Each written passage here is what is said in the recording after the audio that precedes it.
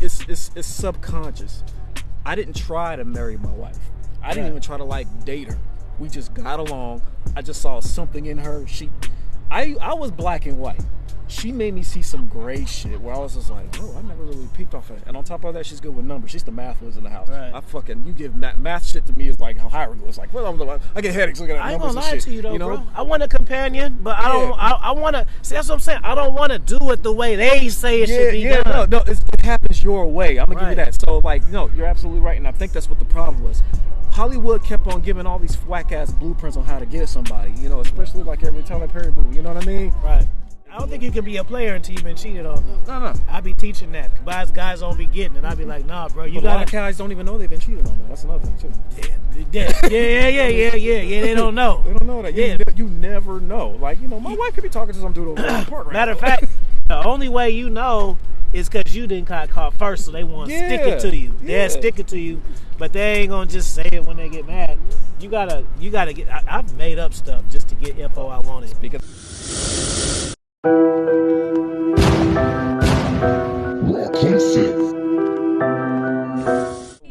That Hollywood shit, y'all need to stay off the Hollywood shit, stay off the book shit. If it's anything, listen to a lot of like content creators, you know, because the thing is this, we're in the trenches.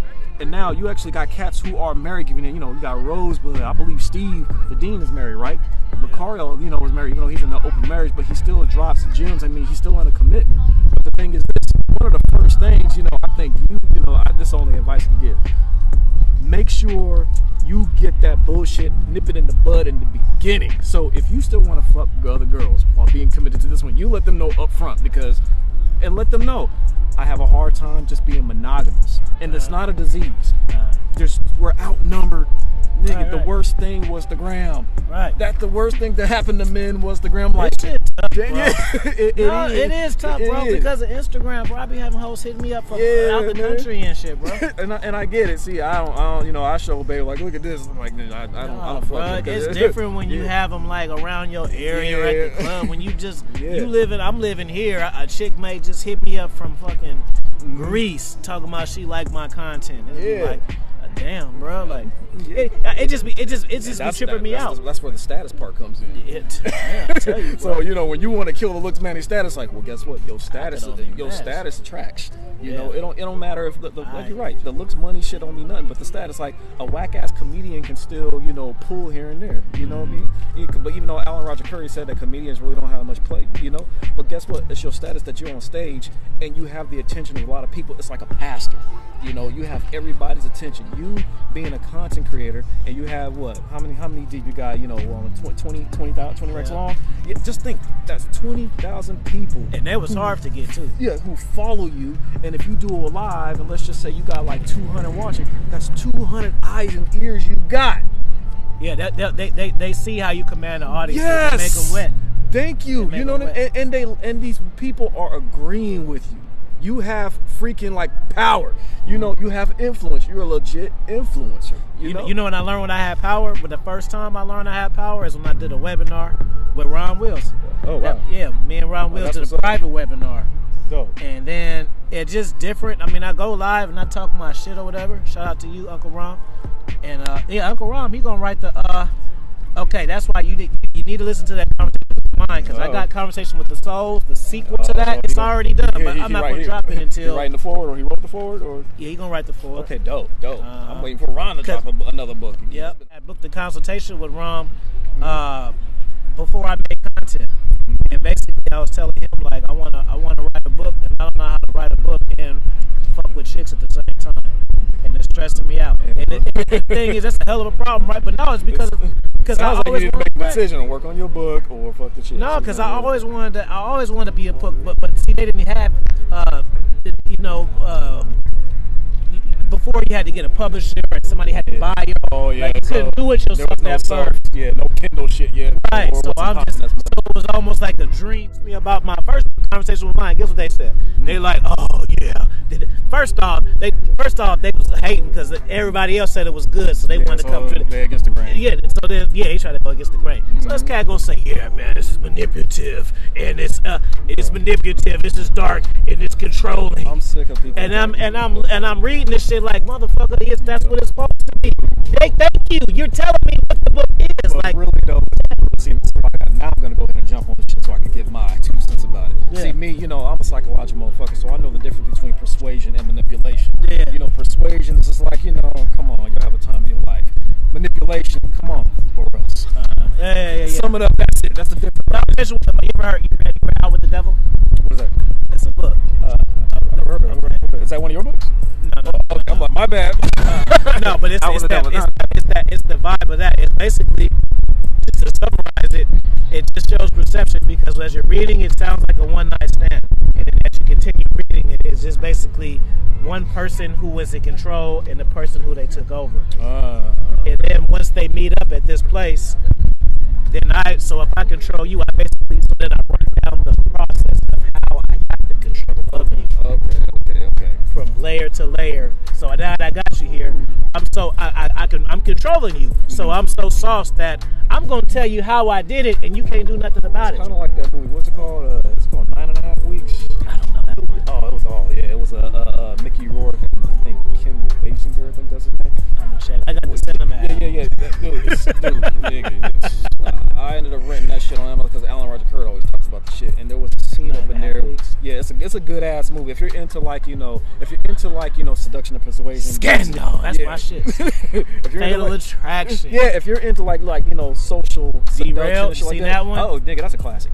Yeah. That y'all will learn from Derail. But I like all the crazy other ones too, like the movie Down. That's on Hulu. I like shit like that, or like people like to say, niggas like expressing mode 3, mode 4 behavior, like when they want to kill you. I like P1. I love movies like that, but my wife already. I know you probably watched the Quad trilogy. I only saw the first one, and the one with the Escort. It's called Escort. That's 3. Brian White. That's 3. See, I didn't. Okay, the one. What was the two? The first one was my man he played Ward on CSI. That brother. Yeah. And the third one, that was the one Brian White was the Escort. But it was getting. You didn't like that one? It was getting. But okay, I gotta see it again because that shit came out when we were young. Plus, you probably were already hip to the game.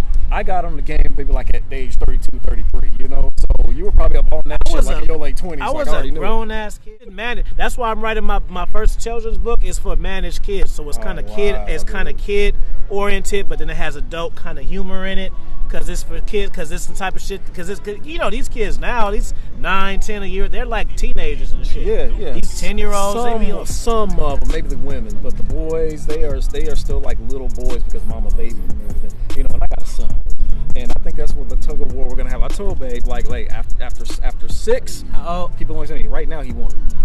But when after the age of 6, he belongs to me. Like, yeah, you go ahead and hook him up all the way up to the age of 6. But after 6, he's Pee-wee. Yeah. He comes to me.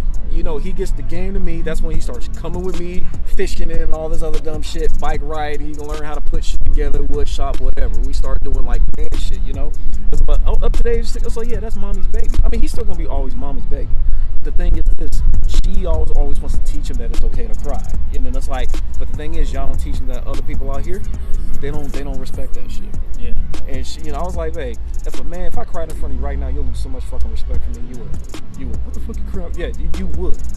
You're only saying that for your son because that's your son, but they'll eat him alive if he cries. A major lesson too people need to understand is parenting, bro. You cats be falling in love with these chicks and be thinking that love is gonna conquer all. If you guys not on the page with that, it'll ruin it, bro. Because you're gonna start to resent her because the kid's gonna be playing y'all, and y'all gonna see. Even though y'all can be having a perfect life, the sex is so good. I'm a woman cook. If y'all can't do the parenting stuff, it's gonna throw a rift in y'all relationship. And try parenting and being together at the same time. Because I'm telling you this, there's 2 hats. You have the parent hat, and then you got your marriage hat. When them kids come, especially I'm talking to the fellas right now, that woman is going to be mama, and wife is going to come later. It sucks because I try to balance that shit. It's like, all right, because we get in arguments. Everybody argues, right? But it's like, I'm not one of the kids. We in the space we talk about the honeymoon phase. Oh yeah.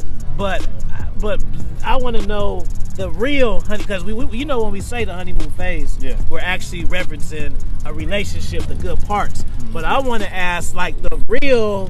What is real? Okay. The honey, you know, when y'all come home, it's on. But how long is that? Nah, I'm gonna tell you this. The honeymoon phase is over the moment y'all move in with each other. The moment you cohabitate, it's a wrap. Know why? Because you get to see all her feminine aspects, the tampons, you know, the pads, you know, no makeup. And she gets to see that version of you as well. You know, that honeymoon shit is done. Would you? You know, right before that, enjoy that shit. You know, but the moment you guys cohabitate, you guys start seeing each other's worst. Right. No, that honeymoon shit is over. That's why it's called a honeymoon phase. Right. You know, all you're seeing is you're just seeing the best. That's it. You're seeing what you fell in love with the whole entire time, but it ends. Would you recommend people live together first or not live? Because I hear both. I hear even. I hear people you shouldn't do it, and then you should do it. What you think? Well, if you do it for too long, it's going to be a common law marriage, depending on what state you're in. So think about that shit. Me, I don't recommend it, you know, because... So you think you should get married first and then move in and be a surprise? And I'm going to tell you why. And you will probably agree to shit, because comfort sets in. When you get too comfortable around somebody, like let's just say you and a chick decided to move with her, and your personality, you gonna get comfortable really fucking quick. I lived with a woman before. Yeah, and she probably ain't gonna be dealing with that shit. And then one day she's gonna bring up, you know, marriage and engagement. Like, you know, it's hella funny. And then you're gonna be like, I'm good where I'm at. You know what? I was living with a woman, right? You know what our main issue was while we used to get into it? Because I still have my place. See? And there's nothing to do. And that's why I say... But it wasn't even no shady shit. It wasn't but the thing is, I need my place to sneak. No, it's just like, I'm not giving up my fucking shit. That's your space. Yeah. You need a space away from her, because I'm gonna tell you this. That's why I understand why dudes be living with a chick before, man. That shit's fucking weird. I'm like, no. If y'all get into it now and y'all ain't married, just imagine when y'all married. When y'all married, y'all either both own that home, and that's some cats like, well, fuck, the house gonna be in my name. Well, guess what? My house is in my name. You know, my deed is in my name. But who you think kicked in on the fucking drapes and furniture and all that other shit? Pots and the pans and the food and shit. Yeah, I could get that shit at my home, but guess what? She did all that shit. He basically moved into my house, my 3-bedroom house, and made it a home. So the shit is hers as much as it is mine, even though my name is on the deed or whatever. The ass is still mine, but I'm not gonna be disrespectful. But she knows if shit goes down, she can leave. She ain't got no problem with that, you know. And I'm not gonna be like, get the fuck out of my house. I would never do no shit like that. Yeah, I ain't like that. Yeah, that's just mad disrespectful and shit. I ain't the type to be like, give me all the shit I bought you. Yeah. You got my Bentley. Yeah, I ain't different. Yeah, I'll take that. Thing is this: the moment you guys cohabitate, you gotta find a space within that space. So if you got like a, you know, let's just say y'all got a house together. You know you're making one of them back rooms a man cave, or the garage, or the backyard patio. You got this space where you're like, like this, with the homies. Babe, can I get a beer? Oh, okay, fuck it. Well, I get my own beer. Forgot a little fridge right here. No, that's actually what's damn near needed. But space is damn near important. And if you move in with the chick too early, you ain't going. And that's all those blue pills and black pill motherfuckers. Imagine getting burned by somebody you weren't married and you lived with them the whole entire time. Yeah, so when she leaves and she's saying she's working late, she's fucking somebody else at another brother's apartment. He got his own spot. See? Yeah, so it's like, now look what the problem is. But when you wait and just wait and get something together, at least that's an accomplishment for the both of y'all, because getting your first home together, that's a huge celebratory accomplishment. That's great, you know. But going in too soon is like, wait, hold the fuck up. No. We have single-handedly brought back the talk show. Our goal